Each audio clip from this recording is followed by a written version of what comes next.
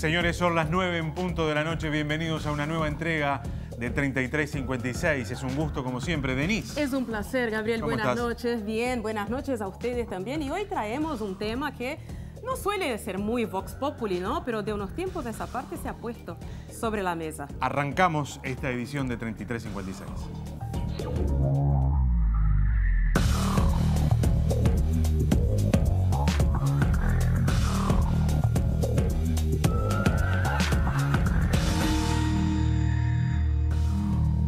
La inserción internacional de Uruguay es el tema que nos ocupa este viernes y viene sobre todo movido por el tal tema del Tratado de Libre Comercio con Chile, ¿no? Es indefectible para nuestro país, es casi, diría, natural pensarnos en relación al mundo. Exacto. No tenemos otra posibilidad. Exactamente, el tema del mercado interno y también cómo se mueven los acuerdos comerciales en el día de hoy, en que estar solo ya no es una solución. Exactamente. Vamos a ver un informe que va a presentar el tema. Después les vamos a contar quiénes nos van a acompañar en esta noche.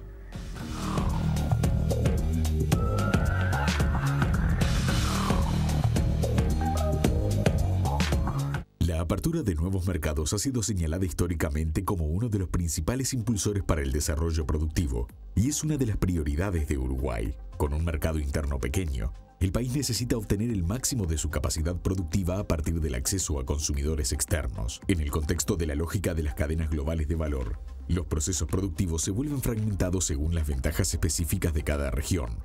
Y la forma como un país planifica insertarse en el mercado global puede determinar un cambio de su matriz productiva y la calidad de trabajo y renta que percibe su población. También la circulación de servicios y los beneficios en conocimiento y tecnología que puede captar con sus acuerdos comerciales. El año pasado, las exportaciones de soja, madera, celulosa y carne fueron las de mayor incidencia positiva en el crecimiento del comercio exterior nacional en 2017.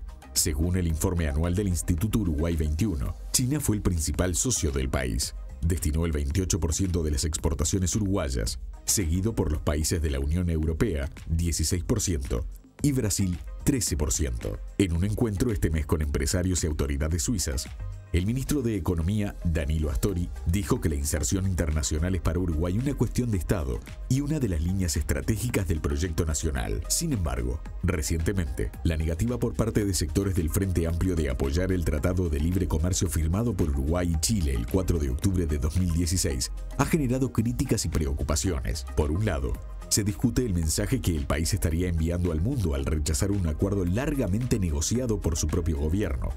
Por otra parte, se expresan preocupaciones de que, con la iniciativa, Uruguay estaría asumiendo grandes riesgos y comprometiendo su capacidad regulatoria. En 1991, Uruguay fundó el Mercosur junto a Brasil, Argentina y Paraguay, y el bloque sigue siendo la principal bandera de política exterior del país y su más importante inversión en integración.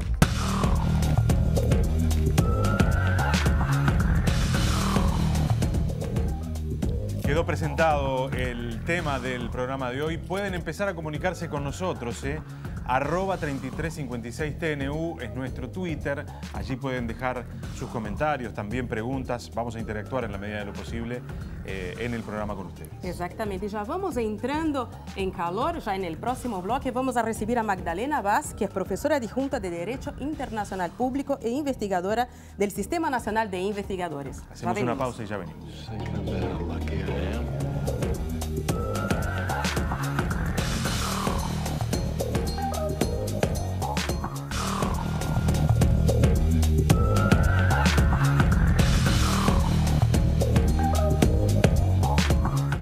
En 3356, analizamos la estrategia de inserción internacional de Uruguay frente al contexto mundial y en relación a sus características y necesidades.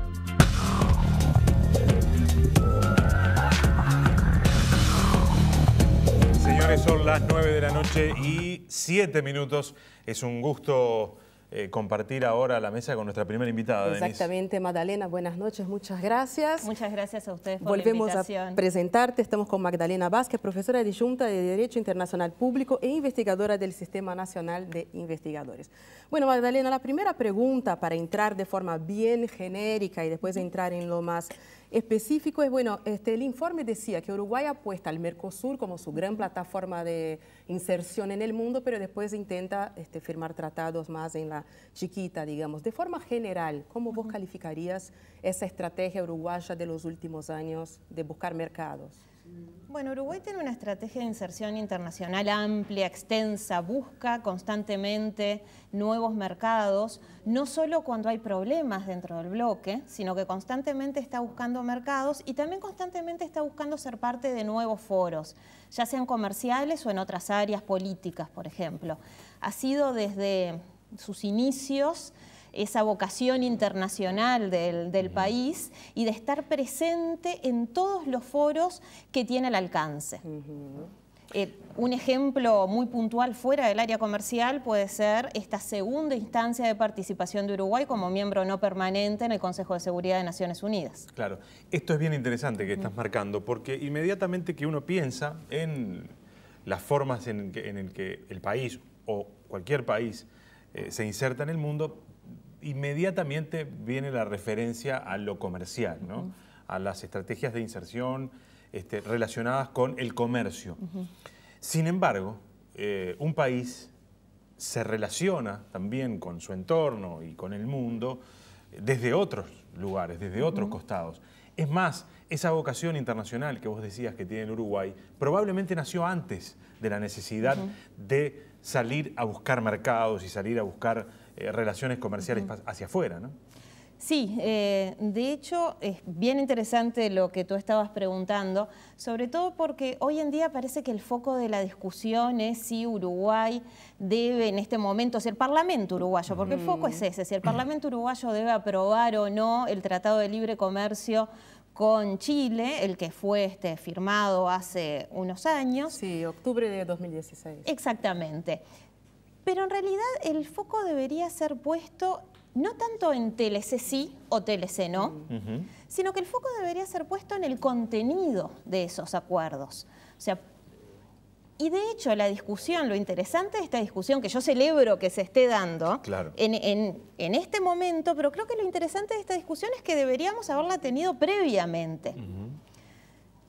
Podríamos discutir ahora qué señal internacional daría Uruguay al resto del mundo, empezando por sus socios más cercanos, los del Mercosur, o los de la UNASUR, pensando en una región ampliada, o pensando el resto del mundo simplemente. ¿Qué señal se puede dar si uno celebra un tratado internacional, esto es, lo negocia, lo firma, y luego internamente el Parlamento lo rechaza? Eso podría ser objeto de una discusión en particular, pero creo que lo interesante en este caso es que estamos trayendo al tapete el contenido de esos acuerdos. Y los temas que se están discutiendo no es la desgravación arancelaria. Si pensamos en los aranceles, son los tributos que gravan el comercio exterior, esencialmente las importaciones. Con Chile en realidad ya tenemos arancel cero de acuerdos previos. Tampoco estamos discutiendo temas de políticas públicas, sí estamos discutiendo otros aspectos que pueden tener que ver con la transparencia o con los obstáculos técnicos al comercio. A ver, me interesa esto porque se sale del debate ese que vos decías antes, ¿no? Del TLC sí, TLC no, y arancel sí, arancel no, y nosotros ingresamos con más aranceles que otros o que nuestros competidores. Acá esa discusión no está.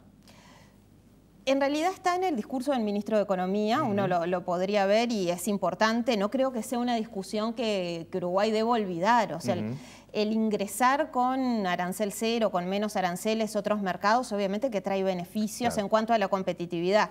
En eso quisiera ser clara y que no se piense que es un tema ya de modeo, no importante para Uruguay en particular, en este caso, o en general. A lo que quiero hacer foco es que habría que cambiar precisamente, decir, bueno, el primer plano hasta la década de los 80 más o menos era la desgravación arancelaria. Luego se fueron incluyendo otros temas en una segunda oleada de estos acuerdos preferenciales de comercio, otros temas que lo que hacían era profundizar las disposiciones que ya existen en la OMC. Y más actualmente, luego de la década de los 90, aparecen nuevos temas.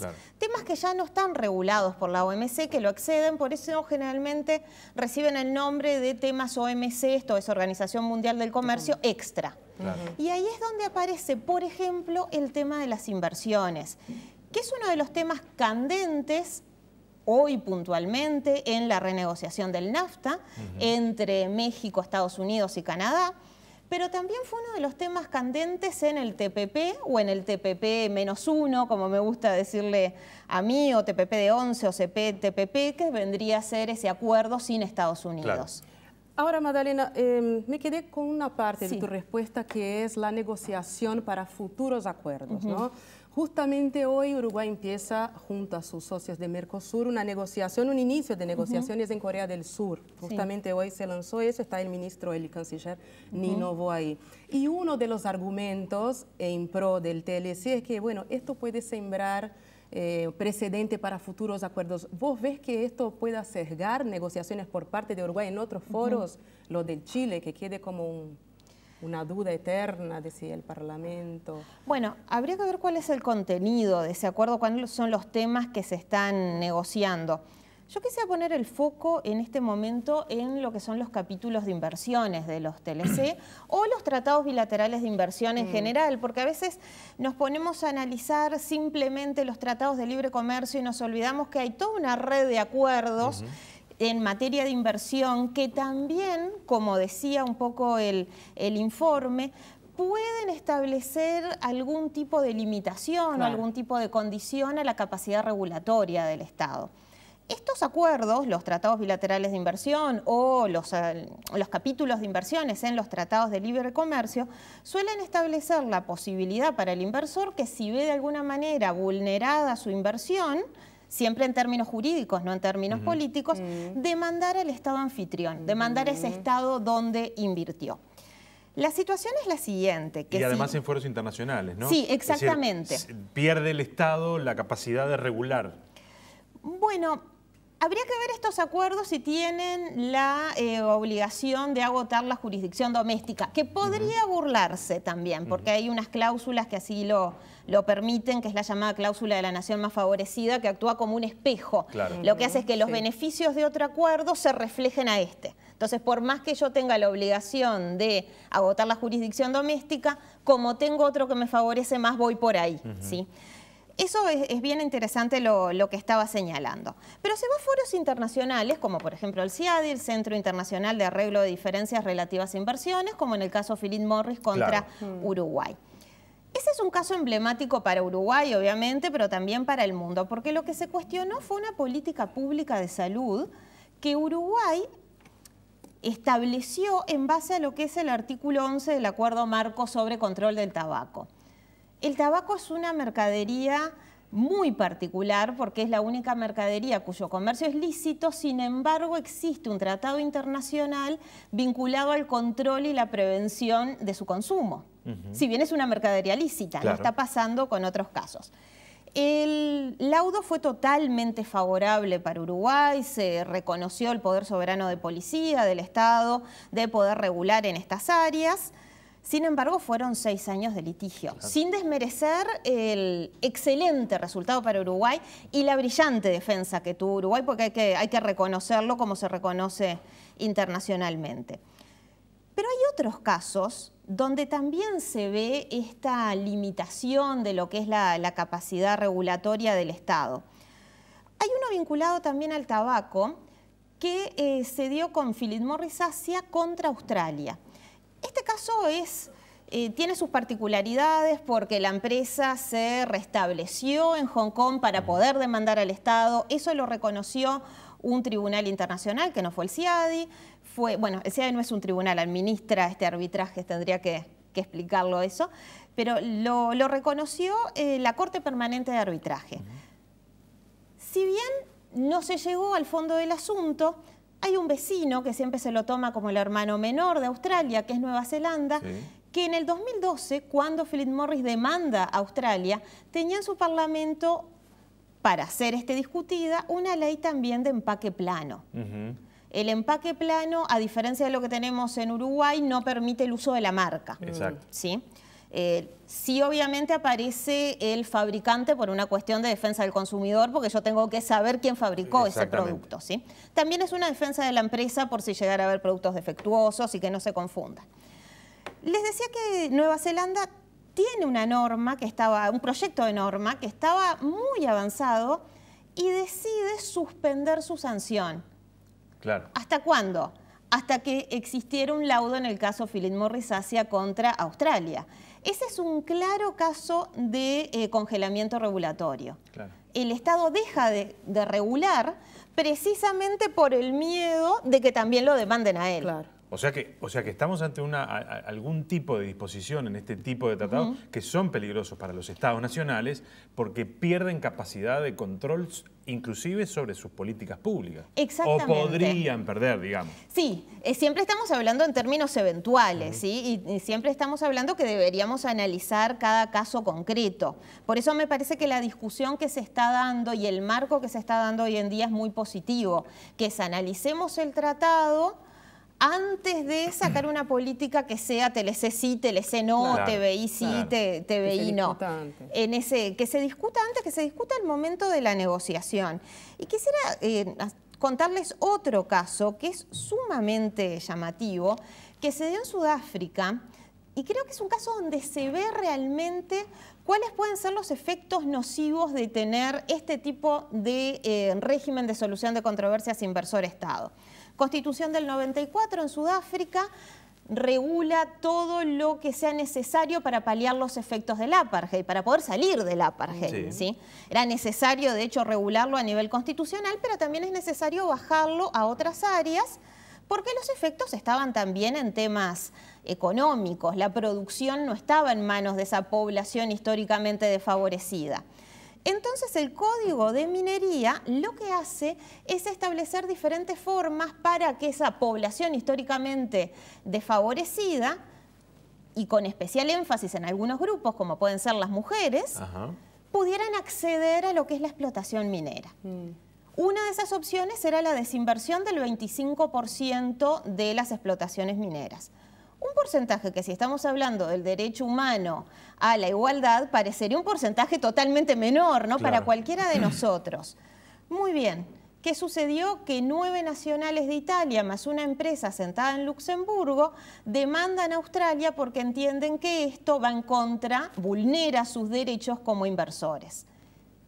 El caso, uno podría decir, bueno, entonces, al momento en que se registra el caso, tendrían que decir, no, no es no estamos hablando de una situación que sea regulable por un tribunal arbitral ad hoc. Claro. Sin embargo, el proceso se inició. El proceso termina siendo discontinuado a solicitud de las partes. Sin embargo, Sudáfrica entiende que esos tratados bilaterales de inversión que tenían implicaban un riesgo para algo que tantos años le había costado, para algo que había desangrado al país, pero literalmente. Y comienza un proceso de denuncia de los tratados bilaterales de inversión, pero también de modificación interna de las normas que protegen a la inversión. Así podría seguir comentando muchísimos casos, otros vinculados con el tema del medio ambiente, con lo que es la minería metálica, en el caso, por ejemplo, de El Salvador, que involucró muy fuertemente a la sociedad civil organizada, y que El Salvador recién una vez que tuvo el laudo a su favor, 7 años después, es que sanciona la ley contra la minería metálica.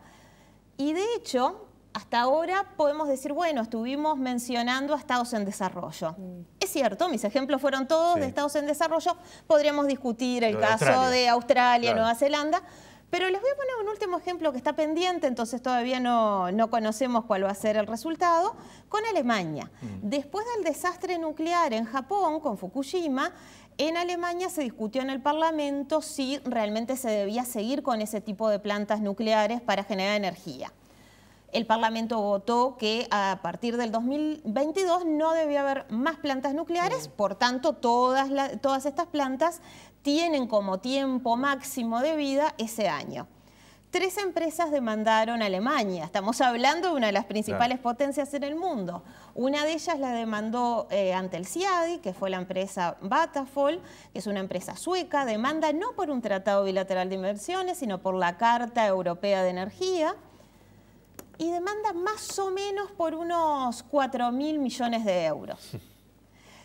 Que quisiera hacer una aclaración aquí bien pequeñita, pero sumamente importante. Esos 4.000 millones de euros, si llega a perder Alemania, vienen de los bolsillos de todos de los alemanes. Por supuesto, de los bolsillos de todos los alemanes. No es que Alemania, Uruguay o cualquier país del mundo tenga un arca de caudales aparte que pueda sacar de allí el dinero. Además de los gastos que tiene ese proceso, además de los gastos de abogados, que en el caso de algunos países como Uruguay también implicaba el desconocimiento del sistema. Claro. Magdalena, quería hacerte una pequeña intervención, que ya tenemos poco tiempo, y pasar también a un dato, ¿no? Que el Ministerio de Relaciones Exteriores abrió una consulta pública para debatir o para recibir consultas de sus acuerdos, ¿no? Hasta el 29 de junio está en la página. Y esa es una tendencia que se va verificando. Estados Unidos ya lo hace bastante tiempo y otros países van siguiendo, caso de Uruguay. El debate público, ¿hasta qué punto vos ves que es útil para que por lo menos empecemos a poner estos temas arriba de la mesa en un programa como ese, por ejemplo, y llevar a la población estos tipos de información que no están, ¿no?, en el día a día del consumo de información que tenemos? Yo creo que sumamente... La consulta pública puede ser efectiva. Es sumamente importante, sobre todo para que permeen la sociedad. No solo la importancia de los acuerdos, porque estamos hablando de tratados internacionales y un tratado no deberíamos hacer juicio de valor si un tratado es bueno o malo. Que un Estado regule sus relaciones externas mediante tratados es la principal opción que tenemos. La cuestión es que se sepa cuál es el contenido de estos tratados, porque como decíamos hoy, si hay un problema, luego es el bolsillo de todos los contribuyentes los que van a salir a poder paliar los efectos de ese problema. Y algo que tú decías que me parece destacable es que Uruguay no solo ha sido tendencia en este punto. El caso Philip Morris contra Uruguay y el caso Philip Morris contra Australia llevó a que en el TPP y ahora en el TPP-11 se saquen las medidas de control del tabaco de lo que es la solución de controversias inversor-Estado. Los Estados tienen la posibilidad de decir, esta área queda excluida. Claro. Y eso me parece muy importante. Se sigue construyendo, ¿no? Sí. Exacto. Magdalena, gracias. Realmente muy interesante. Hay algunos aspectos de estos de que cuando logramos ver el debate menos simplificado, resulta que atrás se esconden algunos asuntos que son centrales para la vida de las naciones y es bien interesante, por lo tanto, algunos de los ejemplos que vos traías esta noche arriba de la mesa. Muchas gracias por haber venido. Gracias a ustedes. Bueno, y ya seguimos, vamos a recibir a la senadora Constanza Moreira y el senador José Amorim Baix. Ya venimos.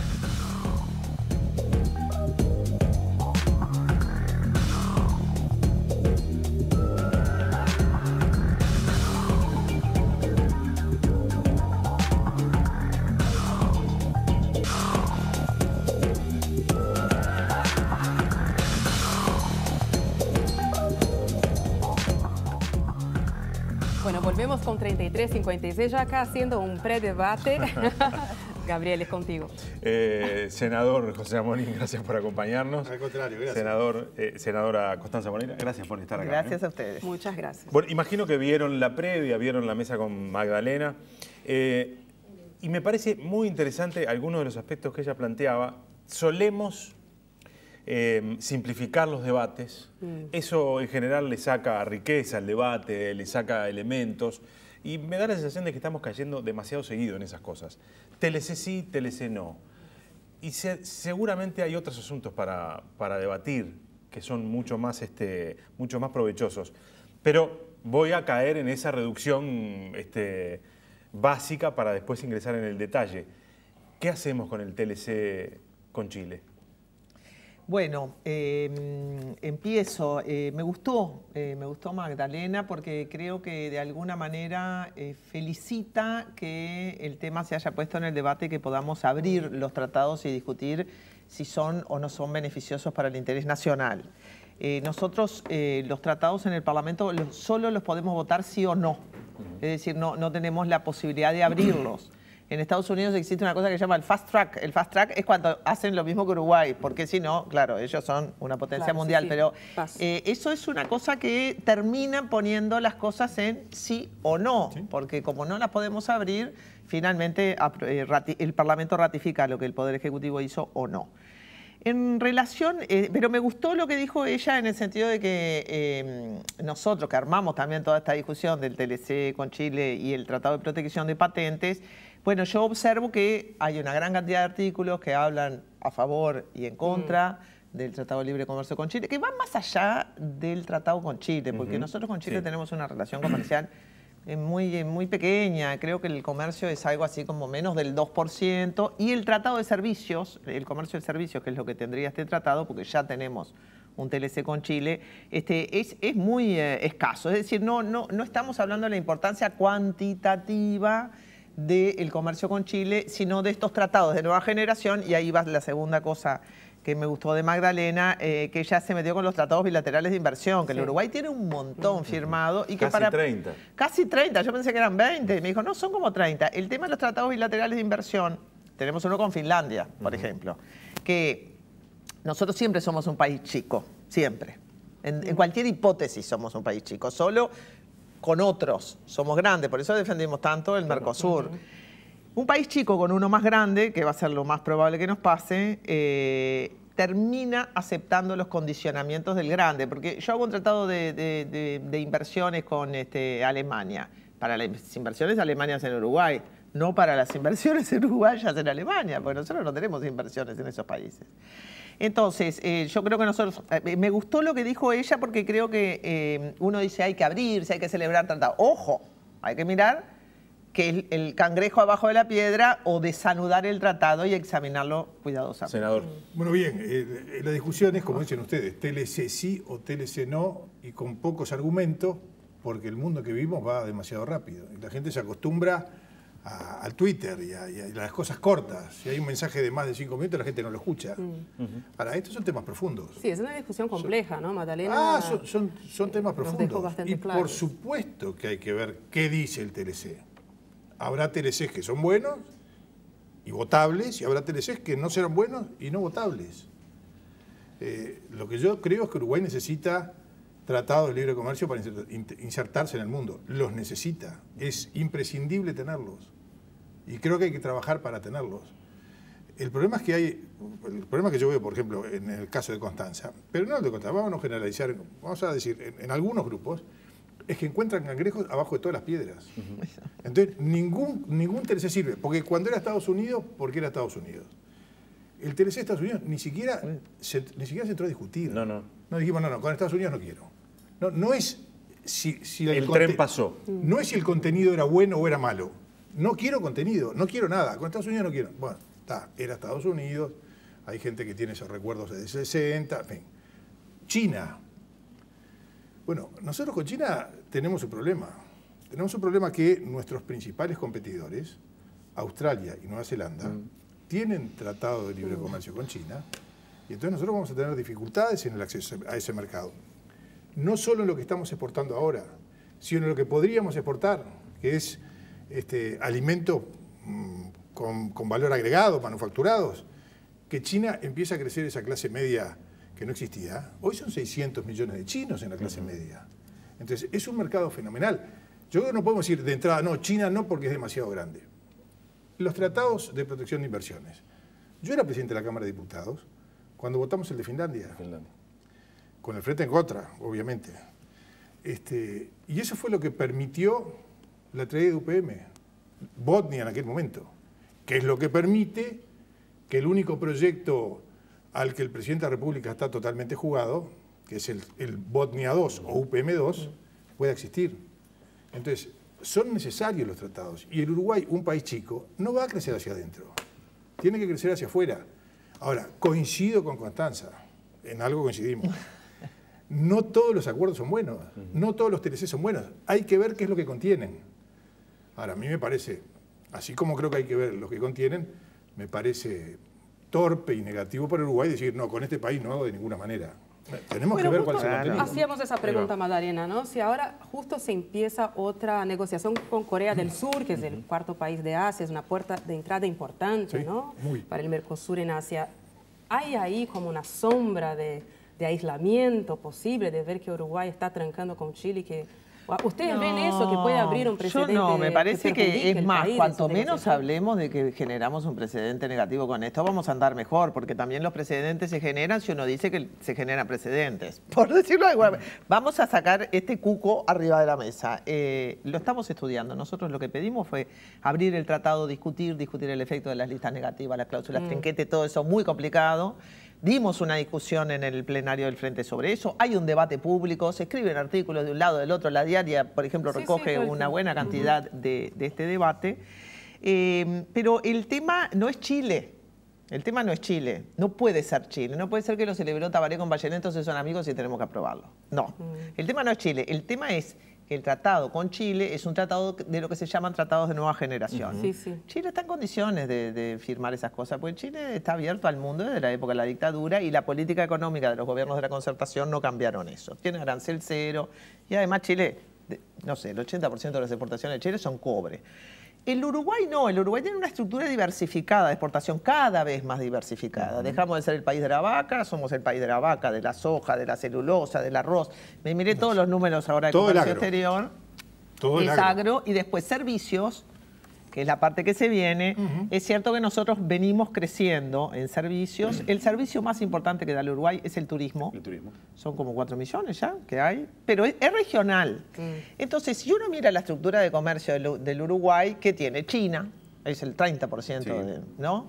Después Brasil, el 20 y pico, entre los dos deben ser como el 40%. Argentina, que hoy anda mal, horrible. Argentina, Estados Unidos, en Unión Europea. Y después, yo qué sé, chiquitaje. Chiquitaje, pero ese chiquitaje va sumando, ¿viste? Argelia, Turquía, vas abriendo mercados. Pero hoy el Uruguay tiene una estructura súper diversificada de acceso a mercados, mucho más diversificada. De mercados y de productos, ¿no? De mercados y de productos, de las dos cosas. Es decir, el Uruguay... Yo siempre digo que no hay que discutir que el Uruguay es abierto, no, porque el Uruguay siempre fue abierto desde la época hernandaria. La verdad que el pobre Artigas luchaba por el libre comercio para impedir que nos monopolizaran las casas matrices, digamos. O sea, esta discusión está instalada en el Uruguay desde el principio. El Uruguay es un país agroexportador. Brasil exporta el 12% de su producto, pero el resto es consumo interno. Quiere decir que en Brasil la discusión es otra, ¿no? Es la discusión de las empresas nacionales. En el Uruguay, la discusión siempre parte de la base de que el Uruguay es abierto. Entonces nosotros decimos, venimos abriéndonos bien al mundo, sin TLCs, ¿no? Porque la verdad que con China, con Brasil y con Argentina, bueno, con Argentina y con Brasil está el Mercosur, bueno, es un acuerdo bilateral, no son acuerdos, porque antes teníamos el PEC y el CAUCE. Bueno, digo, mejoramos de allí para acá. Entonces, quería responderle algunas cosas a él. El Tratado de Libre Comercio con Estados Unidos no salió porque el Frente se opusiera, sino porque Brasil dijo no.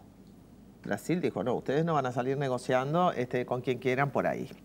Entonces, y al mismo tiempo, Colombia, que lo tenía, yo creo que Estados Unidos ni siquiera llegó a ratificarlo. Y Estados Unidos dio vuelta a su política, ¿no? Ahora salió del TPP, está mirando para adentro. Trump, no sé, tiene esa locura que va a volver a recrear la industria nacional que la dislocaron hace 1000 años. O sea, para nosotros todo ese tema de la Alianza del Pacífico sin Estados Unidos, ¿qué nos da? Porque nuestro comercio con Perú, con Colombia, es bajísimo. Lo nuestro es China, Argentina, Brasil y la Unión Europea. De todo esto, lo que más me preocupa es la Unión Europea, porque el Tratado de Libre Comercio entre el Mercosur y la Unión Europea se viene. Bueno, vamos. Quiere comentar muchas cosas. Yo creo que Uruguay no diversificó demasiado las cosas. En realidad, cuando me dicen hay 160 países, hay 5. Digo, el pedazo grande de la torta es siempre el mismo. En todo caso, redireccionó, capaz. Es el Mercosur, donde no pagamos aranceles, y donde es la única zona donde Uruguay exporta con valor agregado. ¿Por qué? Porque no tiene aranceles y porque están al lado. Exportamos con valor agregado. Al resto del mundo exportamos producción primaria. Exportamos celulosa, ¿sí? En una cosa interesante, en una cadena de valor, donde nosotros preparamos la celulosa y en otro lado se hace el papel. Está bien, porque tuvimos el Tratado de Protección e Inversiones con Finlandia. Supimos mandar madera en chip, ¿no? Esto por lo menos tiene proceso, tiene valor agregado. Esto tiene un proceso, tiene valor agregado y naturalmente se hace acá porque hay madera. Es la soja, que no existía para nosotros hace 15 años. Nadie sabía lo que era la soja. Hoy todo el mundo sabe cuánto vale, cuánto es, cuánto se planta. Llovió mucho, le cuesta cosechar, la seca mató la mitad. Todo el mundo habla de la soja. Sí. Eso es China. Eso es China, que en los últimos 15 años tuvo un crecimiento fenomenal de comercio, de exportación fenomenal y de importación fenomenal. Porque hay una buena parte de la población china que está pasando de la pobreza más absoluta a la clase media, que se quisiera vivir a la costa, donde la gente vive un poco mejor. Y por lo tanto nos compran soja, no para comer los chinos, para comer los chanchos y los pollos. Claro. Y ellos coman los cerdos y los pollos. Eso es lo que exportamos. Ahora, nosotros, esos productos no pagan un arancel en China, o pagan arancel mínimo, porque China necesita alimentos. Ahora, hay otros productos que son los alimentos como el agregado que pagan arancel. Nosotros pagamos un 15% si quisiéramos entrar con alimentos manufacturados y Australia y Nueva Zelanda pagan 0%. Entonces, ahí es que tenemos que buscar la inserción. El Uruguay deja en las aduanas del mundo, cada vez que exportamos, cada año que exportamos, dejamos entre 250 y 300 millones de dólares en las aduanas del mundo. Porque para entrar a nuestro producto tienen que pagar un impuesto. Esos 300 millones de dólares podrían estar en Uruguay, si tuviéramos acceso preferencial a esos mercados. El Uruguay tiene, de todo lo que exporta, más o menos el 30 y pico % con acceso preferencial. Chile tiene 96%. Es decir, nosotros en el 70, casi 70% de las cosas que exportamos tenemos que pagar impuestos para entrar en otros países. El mundo se va abriendo cada vez más. Hay cada vez más tratados bilaterales o multilaterales en el mundo. Y nosotros, y en esto pongo al Mercosur, ajenos. El tema con Estados Unidos no fue, es cierto, Gargano, que era canciller, le trajo al senador de Frente Amplio, no a nosotros, ¿no? Les trajo al canciller brasilero, que se llama Amorim, no tenía nada que ver conmigo. Celso Amorim, sí, Celso Amorim. A explicarles por qué. Claro, ¿por qué no? A explicarles por qué no. Pero si el gobierno hubiera tenido voluntad, el gobierno hubiera encontrado el camino como lo encontramos nosotros con México. Se encuentran caminos cuando uno quiere hacer algo. ¿Cómo se hace? Y bueno, se cambian cosas. Porque los países tienen intereses. Los países tienen amigos, pero sobre todo tienen intereses. Si Uruguay podía haber empezado a negociar un tratado de libre comercio con Estados Unidos, porque tenía interés Estados Unidos, que fue el que lo ofreció. Bush, que después vino a visitar a Vázquez y tenía claramente una muy buena relación, lo quiso hacer y Uruguay dijo que no. A pesar de que Vázquez y el ministro de Economía, Astori, lo querían. Como quieren hoy Vázquez, el ministro de Economía y el canciller, el tratado con Chile. Les pido 2 minutitos para hacer una pequeña pausa. Y ya retomamos. Y creo que en definitiva lo que ha quedado arriba de la mesa es que hay una diferencia sustancial entre cómo el Uruguay debe relacionarse con el mundo. Claro, más la allá, estrategia de inserción exacto, internacional de fondo, ¿no? Vayamos a eso después de la pausa. Vamos. ¿Qué les parece? Hacemos una pausa y ya seguimos.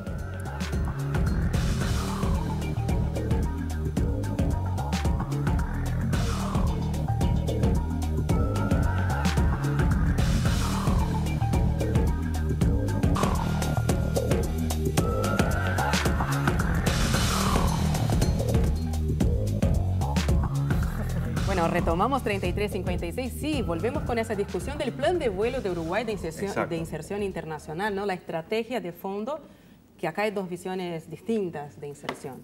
Constanza. Senadora. Bueno, el Frente, cuando, digamos, asume el gobierno en el 2004, está en una situación de un impasse gigante del Mercosur, ¿no? Por la crisis, un peso muy importante de Estados Unidos en la economía uruguaya. Y es impresionante cómo en 15 años China entró en América Latina, es inversor en América Latina, Estados Unidos reculó, han cambiado mucho las cosas en 15 años y yo creo que el Uruguay se adaptó muy exitosamente a este cambio. Se negocia bien con China, de hecho hay muchos viajes a China y China además decide invertir en América Latina y en África. Entonces además tenemos un maravilloso embajador también en uruguayo en China, un funcionario de altísima calidad, es decir, el Uruguay apuesta bien a eso, apuesta bien a Brasil. Miren que hay un montón de negociaciones en Brasil. Sí. de todo tipo, cuando las barreras no arancelarias son las que entran en rigor y entonces se paran los camiones, porque las barreras no arancelarias llegan a ser más importantes que las arancelarias. Y ejemplos de eso hay en los últimos 10 años. Y ahí hay una diplomacia que uno no la ve, pero que trabaja para impedir que las cosas lleguen a mayores. Y como vos dijiste, Denise, o dijo Magdalena, los tratados, todo lo que es tratados y acuerdos que estén en letra, que hay que mirar la letra para que no nos embromen, porque siempre las multinacionales van a querer hacer lo que quieren. Eso hay que darlo por sentado. Nosotros tenemos que proteger nuestra política doméstica. Me parece que la estrategia de inserción internacional para un país como Uruguay, que decidió superar su déficit de inversión nacional con inversión extranjera, porque la verdad el país nunca recibió tanta inversión externa directa como en este periodo, bueno, tiene que tratar de mantener un equilibrio en el cual no comprometa la política pública, capture la inversión externa directa y conquiste mercados para los productos de exportación. Para mí, la diversificación del Uruguay en materia de productos y de mercados de destino es impresionante. La que se ha producido en este tiempo. Ahí no estoy de acuerdo con Amorim. Me parece que es muy impresionante. La carne hoy es el 20% de nuestras exportaciones, la madera el 15%, la soja el 15% y después los lácteos el 9%, el 6%, qué sé yo. Más el turismo, más todos los servicios nuevos que el Uruguay ha creado, el software, que es chico, pero viene creciendo. Y eso está bien porque el turismo, el software no, pero el turismo... Bueno, es un tipo de producción que da empleo. La soja, poquito. La carne, poquito. Pero el turismo, o sea, también necesitamos privilegiar actividades económicas que generen empleo. Entonces, yo creo que el Uruguay es exitoso en esa estrategia. Y lo más exitoso del Uruguay es que consigue desacoplarse de la crisis brasileña y argentina. Es cierto que el dólar pegó una repuntadita. Sí. Pero tener a Argentina cayéndose a pedazos y a Brasil cayéndose a pedazos y que el Uruguay crezca... Dice que no es específicamente no, ya vi un tema que de ellos dicen que no, que el dólar en el mundo. Ya, sí. Pero de cualquier manera que el Uruguay logre sustraerse y desacoplarse de la crisis regional es algo que yo, que tengo 58 años, no había vivido nunca. Senador, es exitoso el modelo de inserción internacional de Uruguay, acaba de decir Constanza. Y diversificado. No, pero es que le falta mucho, le falta muchísimo. Uruguay exporta las cosas importantes que exporta. El comercio exterior siguen siendo carne, soja, madera, lácteos, arroz. Es lo mismo, es exactamente lo mismo. Uruguay solamente exporta bienes con valor agregado de forma importante a Argentina y a Brasil, porque no pagan aranceles. Uruguay tiene que abrirse al mundo. No hay ningún país chico que haya tenido éxito creciendo hacia adentro. Y para eso hay que buscar los mejores argumentos para entrar en esos países. Tenemos que negociar bien. Por supuesto que tenemos que negociar. Yo no quiero cualquier TLC. No quiero cualquier TLC. Ahora, tampoco vamos a hacer el TLC que queremos solo nosotros. Porque en cualquier negociación hay dos partes. Sí, la contraparte pide. Y la contraparte tiene sus intereses y nosotros tenemos los nuestros y las empresas multinacionales tendrán los de ellos. Yo tengo que defender los intereses de Uruguay y tengo que negociar lo mejor posible. Y para eso hay que preparar gente, para eso tenemos que estar preparados. Pero tenemos que trabajar en serio en eso, tenemos que trabajar a fondo. Con la Unión Europea, nosotros empezamos las negociaciones con la Unión Europea en el año 1998. Sí. Estamos en el 2018. Seguimos amagando. Bueno, ahí hay una falta de capacidad fenomenal. Los intereses de Uruguay, de Argentina y de Brasil no son los mismos. No son los mismos. Los intereses de la industria brasilera son distintos a los intereses del Uruguay. Pero sin Mercosur sería posible la integración, la inserción. Absolutamente. Sin Mercosur. Chile la hizo solo. Perú la hace solo. Colombia la hizo solo. Por supuesto que puede ser sin Mercosur. Es más, si el Mercosur es una traba, lo deberíamos hacer sin Mercosur. Y creo que hoy está políticamente en condiciones de hacerse sin Mercosur. Si el Mercosur es una traba. Ahora, si vamos todos juntos y tenemos intereses parecidos, me parece perfecto. Yo deseo que salga un tratado de libre comercio, un tratado comercial con Corea del Sur. Me parece que es muy importante. Me parece que es una tratado importante y lo vamos a apoyar. Yo estuve con el presidente Vázquez cuando él promocionaba el acuerdo con China. Yo le dije, mire, presidente, si hacen un buen TLC con China, yo estoy de acuerdo. Yo estoy de acuerdo porque Uruguay tiene que entrar en ese mercado que es hoy es el mercado importador más importante del mundo, el país que importa más en el mundo, y es el segundo país en potencia económica del mundo después de los Estados Unidos. Así que yo quiero un tratado con China. Yo no tengo problemas ideológicos. Yo los problemas que tengo es ver cómo le damos más trabajo a nuestra gente para que pueda competir y pueda vender su producción en el exterior.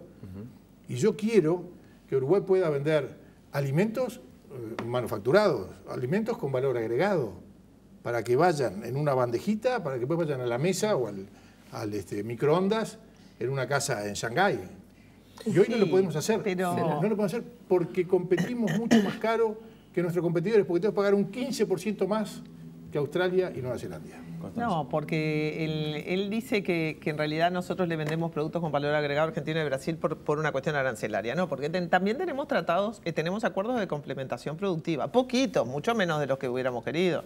Pero con esos países, a través del Mercosur y mucha negociación y se reunían en la época que estaba bien el Mercosur, los ministros de toda la... el Uruguay siempre reclamaba el trato preferencial, que eso lo podemos hacer solo con el Mercosur. Claro. Porque en un TLC, ¿qué trato preferencial va a haber? Ninguno. Pero siguiendo el argumento que dice Amorín, efectivamente, yo le quiero vender productos con mayor valor agregado. Los productos con mayor valor agregado que nosotros vamos vendiendo es porque el Uruguay también hace política selectiva. Para que el software existiera, le dio exoneraciones. Para que existiera la forestación... Existía antes. Sí, pero la exoneración... Fuerte antes. Y es más, estamos aumentando las exoneraciones al software, a la biotecnología y a no sé qué. ¿Estoy de acuerdo? Y lo voto. Son políticas, entonces el Uruguay dice, bueno, yo voy a hacer una renuncia fiscal, o más, puedo dar subsidios, no solo renuncia fiscal, porque quiero desarrollar ese sector. El en problema Uruguay la palabra de los subsidio suena siempre no, está muy bien. ¿no? ¿Y cómo se hizo? Vista, ¿no? ¿Cómo el Uruguay se hizo un país relativamente rico, progresista, desarrollado en la primera mitad del siglo? Subsidiaban a todo, ¿no? La plata que sacaban de la estancia... porque los estancieros lograron que el poder político no quedara en manos de ellos, si no, no hubieran permitido nada de eso, permitió financiar empresas públicas, industria, creó trabajo, creó clase media, hizo del Uruguay un país relativamente progresista en la primera mitad del siglo XX. Para hacer eso yo tengo que tener una política pública. Tengo que poder hacer compras estatales, dirigir mi política de compras estatales si quiero apoyar a tal o cual sector. Supongamos que quiero apoyar a la agroecología. Bueno, una parte de las compras estatales para los hospitales públicos podrían ir a estos alimentos. Para hacer eso, necesito tener un margen de maniobra que los tratados de nueva generación me van impidiendo, que es lo del tabaco, ¿no? Claro. Es el juicio de Philip Morris, es lo que hablaba Magdalena. Esos tratados impiden, limitan mi capacidad de implementar una política pública social, como en el caso del tabaco, que es de salud, sanitaria. O productiva. Mira, yo creo que los tratados sí limitan las posibilidades de los países. Es evidente, cuando uno pone un acuerdo con otro y dice tenemos que hacer tal cosa y cumplir los dos, yo lo que firmé no lo puedo sacar. Ahora, en estos tratados, en esta discusión de listas positivas y listas negativas, es cierto, los tratados hace 40 años eran más con listas positivas. Yo hacía un acuerdo con otro país y decía, bueno, voy a entrar a tu país con esto y esto. Los tratados desde la Ronda Uruguay dicen una cosa distinta. Claro. Dicen, es todo libre menos esto y esto. Y por supuesto que en los tratados pueden estar los temas que son monopolio del Estado. Por supuesto que puedo decir, no quiero que entres en esto, ni en esto, ni en esto. Eso es un tema de la negociación. Lo que pasa es que yo, la impresión que tengo, Constanza, es que a ustedes no les gusta ningún tratado de libre comercio. No es así. Digo, a ver, porque Estados Unidos no me gusta, porque Estados Unidos era Estados Unidos, era un tema, bueno, era Estados Unidos. Violaba yo no tomo Coca-Cola porque soy antiamericano. No era por esto. Violaba el Mercosur, era una violación flagrante a la norma del acuerdo entre cuatro. Sí, a ver, perdón. Lo hicimos con México. Pero no, tratar de reducir mi posición a un esquemón ideológico traiciona mi inteligencia. Ofende mi inteligencia. Déjame seguir. Estados Unidos, porque era Estados Unidos. Eso ya lo dije. China, bueno, con China no es un tema ideológico, no dije nada sobre China, no dije nada sobre China. No digo tu caso, digo el Uruguay. China, y porque será muy grande. ¿Por qué no queremos tratar con China? No, nadie dijo nada sobre China. Perdón. Con China no quisimos tratado.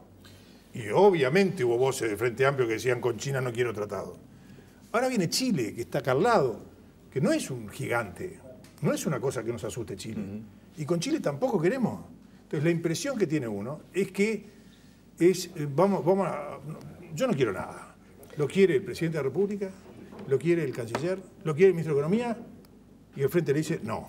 Tengo 30 segundos. 30 segundos. Dale. Quiero decir Senadora. que además del TLC con Chile está el Tratado de Cooperación en materia de patente, que es muy importante y que nosotros lo discutimos también.